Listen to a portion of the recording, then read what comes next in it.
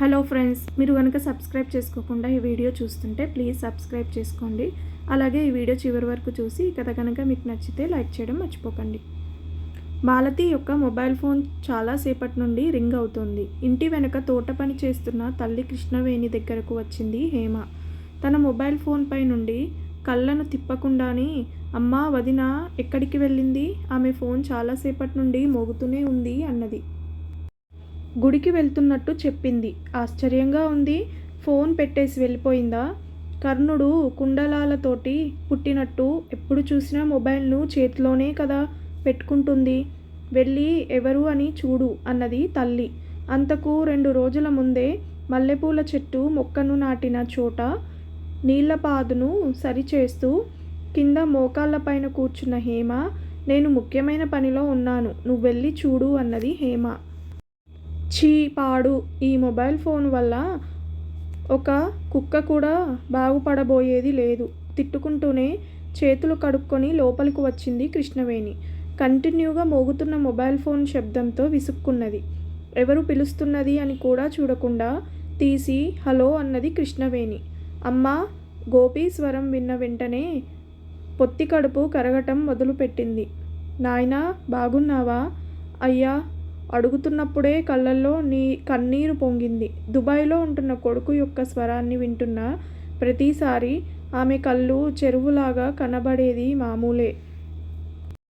రాత్రిపూట కదా నాయనా ఫోన్ చేస్తావు? అందుకే ఇంకెవరో అని అనుకున్నా. ఒంట్లో బాగుండలేదమ్మా, ఈరోజు సెలవు పెట్టాను అన్నాడు. అయ్యయ్యో ఏమైందయ్యా? కంగారు పడకమ్మా, చిన్నగా తలనొప్పి, వేరే ఏమీ లేదు. అవును మాలతి ఎక్కడా? ఆమె గుడికి వెళ్ళింది. ఎక్కడికెళ్ళినా చెప్పులు వేసుకోవటం మర్చిపోతుందే తప్ప మొబైల్ ఫోన్ మర్చిపోదు. ఈరోజు ఏమిటో ఆశ్చర్యంగా పెట్టేసి వెళ్ళిపోయింది. దేవుణ్ణి దండం పెట్టుకునేటప్పుడు ట్రబుల్గా ఉండకూడదని పెట్టేసి వెళ్ళిందో ఏమో. భుజం మీద కొడుతున్నట్టు, అవునురా, నీ భార్యను సపోర్ట్ చేయకుండా ఉండవే అన్నది కృష్ణవేణి. అమ్మా, హేమాని పెళ్లివారు వచ్చి చూసి వెళ్ళినట్టు చెప్పావే, అటువైపు నుండి తారీఖు ఏదైనా ఖాయం చేసినట్టు చెప్పారా? అడిగాడు గోపి. ఆ సంబంధం సెట్ అవ్వదు, సడన్గా విరక్తిని బయటపెట్టింది తల్లి.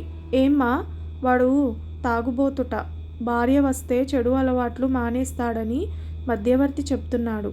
అమ్మాయిని వంట నేర్చుకోమని మాత్రమే చెప్పి పెంచాము.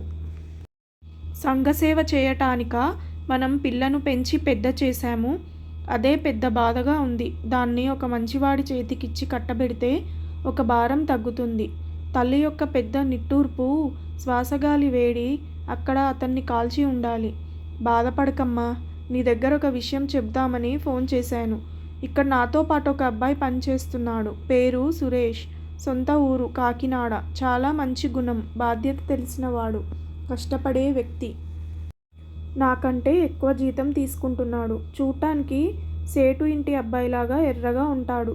మన ఊరికే వస్తున్నాడు. అతని దగ్గర బట్టలు, డబ్బులు ఇచ్చి పంపించాను. మన ఇంటికి వస్తాడు. అడ్డుచాటుగా చూసి ఉంచుకో. ఇక్కడికి వచ్చిన వెంటనే అతన్ని మన హేమకి మాట్లాడదామనుకుంటున్నా. హేమ చేత కాఫీ ఇప్పించు. హేమ అతని చూపులలో పడేలాగా చూసుకో. ఏమంటావ్ అన్నాడు. ఆ క్షణమే బియ్యపురాలుగా మారి తాంబూల పళ్ళాలు మార్చుకుంటున్నట్టు ఊహించుకొని తడబడ్డది కృష్ణవేణి. వినటానికే చాలా సంతోషంగా ఉందయ్యా. చెల్లెల్ని పెళ్లి చేసిచ్చినా నా పక్కనే ఉండి పని చేస్తాడు. ఏదైనా సరే నేను చూసుకుంటాను. అయ్యా, నా నోట్లో పాయసం పోసినట్లు ఉంది. ఈ హేమ పిల్ల కూడా ఉత్త అమాయకంగా ఉంది. పెళ్ళి అయిన తర్వాత మన ఇంట్లోనే ఉంచుకుందాం. నేను దాన్ని వదిలి ఉండలేను. అవునమ్మా, అది కూడా ఆలోచించే నేను నిర్ణయం తీసుకున్నాను. సరే నాయనా. సరే అమ్మా, తర్వాత మాలతితో మాట్లాడతాను. నాయనా, మాలతితో నువ్వు మాట్లాడేటప్పుడు కొంచెం జాగ్రత్తగా మాట్లాడు. ఎందుకమ్మా? ఆ అబ్బాయి గురించి మామూలుగా చెప్పుంచు, అలా ఇలా అని వాగొద్దు. నీ పెళ్ళాం నోరు అమ్మవారి గుడిలో కట్టున్న స్పీకర్ లాంటిది, ఊరంతా చాటింపేస్తుంది. సరేనమ్మా. మొబైల్ ఫోన్ ఆఫ్ చేసింది కృష్ణవేణి. కొత్త ఉత్సాహంతో వెనుకవైపు తోటకు వచ్చి, ఇదిగో అమ్మాయి, ఆ మొబైల్ ఫోన్ను అవతల పారేసి ఇటురా అన్నది తల్లి. వస్తానమ్మా. అందుకని 10,000 మొబైల్ ఫోన్ను విసిరి అవతల పారేయటం కుదరదు అంటూ లేచి వచ్చింది. అవును 10,000 ఇక మీదట నువ్వు 50,000 కూడా మొబైల్ ఫోన్ కొనుక్కోవచ్చు. ఏమ్మా నీ దగ్గర అన్ని డబ్బులున్నాయా? నీ దగ్గరే రాబోతుంది డబ్బు. అదెలాగమ్మా అని ఆశ్చర్యపోయింది. కూతురు దగ్గరకు రావటంతో ఆశగా బుగ్గలను గిల్లి విషయం చెప్పింది తల్లి. హేమ కళ్ళల్లో కోటి నక్షత్రాలు ప్రకాశించినాయి. నిజంగానే? అవునే. ఇప్పుడు మీ వదిన వస్తుంది పిచ్చిదానిలాగా విషయమంతా ఆమె దగ్గర చెప్పకు. విషయమంతా అంటే ఆ సురేష్ కుర్రాడు అన్నయ్య కంటే 2 రెట్లు జీతం ఎక్కువ తెచ్చుకుంటున్నాడు. అంతే. ఆ మాట చెబితే మీ వదిన కడుపులో మంటలేస్తుంది. ఆ మంటలో అన్నీ కాలి బూడిదైపోతాయి. మనకంటే మన ఆడపడుచు ఆస్తి పరురాలుగా అయిపోతుందని అనుకొని ఈ పెళ్ళిని అడ్డుకోవాలని కూడా అనుకుంటుంది. ఊర్లో నేనొక్కదాన్నే దుబాయ్ వాడి పెళ్ళాంను అని చెప్పుకుంటూ గర్వంగా నడవాలని అనుకుంటున్నది. ఆ తర్వాత నిన్ను కూడా దుబాయ్ వాడి పెళ్ళామని చెబితే ఆమె ఓర్చుకోగలదా? దానికోసమైనా గొడవ పడుతుంది. అందుకని నోరు మూసుకొని కూర్చో అన్నది తల్లి. అమ్మా నువ్వు నా నోరు ముయ్యొచ్చు, కానీ రాత్రిపూట ఫోన్ చేసి పెళ్ళాంతో తెల్లవార్లు మాట్లాడతాడే అన్నయ్య, వాడు చెప్పడా? చెప్పకూడదని ఖండించుంచాన్నే. భార్య గురించి ఈర్ష్య పడుతుందని చెబితే నీ గురించి ఏమనుకుంటాడు? నేనేమన్నా నీలాంటి పిచ్చిదాన్నా డైరెక్ట్గా అలా చెప్పటానికి? ఆమె లూజ్ టాక్ నోరు గలది. అమ్మ ఇంట్లో చెబితే వాళ్ళ చుట్టాలందరూ ఆవేశపడతారని చెప్పాను.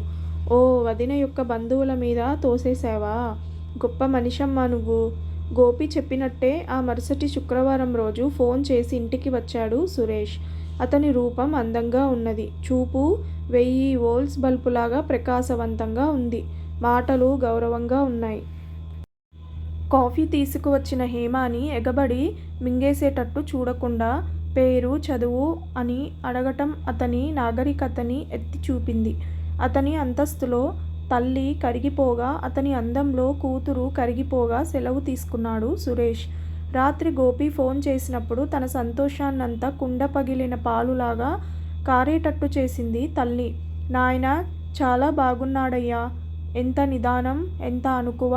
చూస్తేనే తెలుస్తోందయ్యా. మంచి కుటుంబానికి చెందిన వాడని. నాకు చాలా బాగా నచ్చాడు. ఎలాగైనా ఖాయం చేసేయ్యా.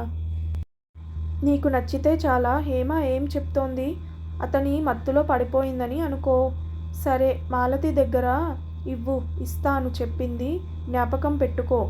అన్ని విషయాలను వాగి పడేయకు. దోమల గుంపును జ్ఞాపకం పెట్టుకో. తెలుసమ్మా. ఇవ్వు. ఇదిగో మాలతి అన్నది. ఆమె మొబైల్ ఫోన్ను తీసుకొని తన గదికి వెళ్ళి తలుపు మూసుకోగా కృష్ణవేణి గుండె గుబేలుమంది. ఏమిటే ఇది ఇక్కడ మాట్లాడక గదిలోకి వెళ్ళింది.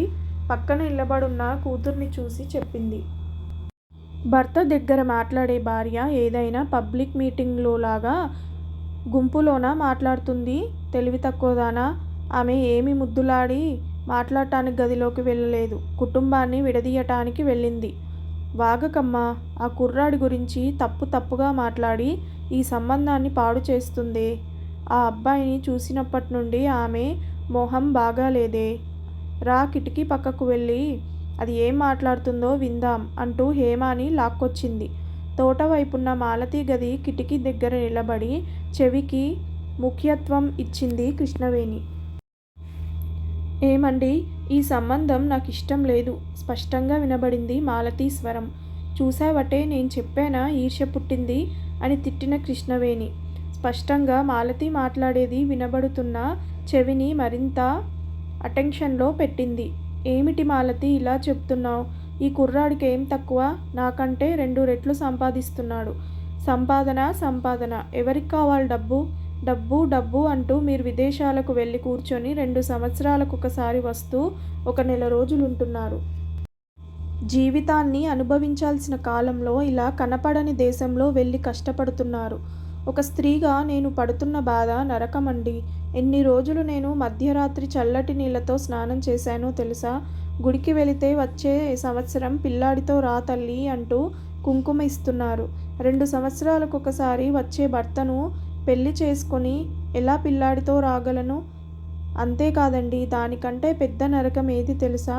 ఒక పోస్ట్ మ్యాన్ దగ్గర కూడా 2 నిమిషాలు ఎక్కువగా నిలబడి మాట్లాడలేకపోతున్నాం. భర్త పక్కన లేడు చూడు, అందుకే నవ్వుతూ మాట్లాడుతోంది అని చెడ్డ పేరు. అలంకారం చేసుకొని బయటకు వెళ్తే చూసే కళ్ళల్లో ఎంత సంతోషం తెలుసా? క్రమశిక్షణతో ఉన్నా కూడా ఎప్పుడూ కథ అల్లి కుటుంబాన్ని చెడుపుదామని ఆలోచించే ఒక గుంపు ఊళ్ళో ఉంది. దుబాయ్ వాడి పెళ్ళామని ఊరు చెప్పటం పోయి పనికిరాని వాడి పెళ్ళాం అనే పేరు వచ్చేలాగుంది. కలో గంజో తాగేసి ప్రశాంతంగా భార్యాభర్తలుగా జీవించటమేనండి జీవితం. నేను పడే బాధ భయపడి జీవించే జీవితం మీ చెల్లెలకు వద్దండి. ఆమైనా ఆమె వయసుకు తగిన జీవితాన్ని జీవించాలి అని చెప్పి ఏడ్చింది మాలతి. నోటికి చీరకొంగు అడ్డు పెట్టుకొని వస్తున్న ఏడుపును అణుచుకొని కూతుర్ని కావలించుకుంది కృష్ణవేణి. తల్లీ, వద్దమ్మా, దుబాయ్ వాడి పెళ్ళామనే పేరు నాకు వద్దమ్మా అని చెప్పి హేమ కూడా ఏడ్చింది. విన్నారు కదా ఫ్రెండ్స్, ఈ కథ గనక మీకు నచ్చితే ప్లీజ్ సబ్స్క్రైబ్ చేయండి, అలాగే లైక్ చేయడం మర్చిపోకండి. Thank you so much for watching this video.